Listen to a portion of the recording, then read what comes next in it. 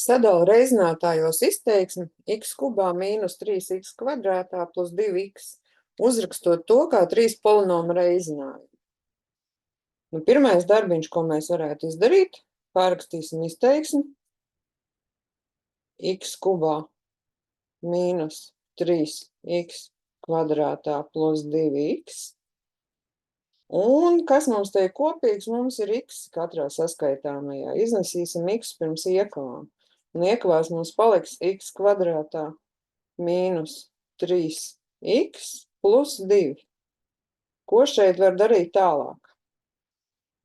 Tātad, ja mums ir kvadrātu vienādojums x kvadrātā mīnus 3x plus 2, pielīdzināsim nullei, tas, kas mums ir iekavās.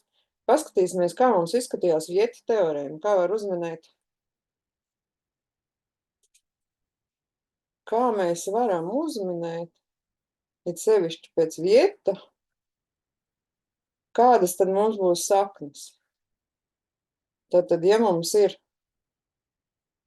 x kvadrātā plus kaut kāds skaitlis px plus q vienāds ar nulli, Vieta teorēma saka, ka mēs varētu meklēt pirmās un otrās saknes summu tādu, lai tā būtu vienāda ar, un teorija saka,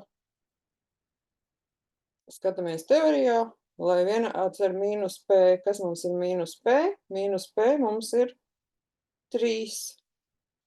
Un x1 reiz x2, abu sakņu reizinājums tāds, lai viņš būtu vienāds ar q, jeb ar 2.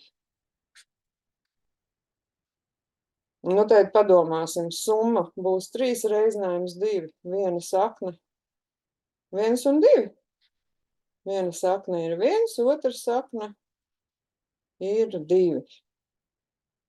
Reizinājums ir 2, summa ir 3. Bet kā to pierakstīt šeit tālāk?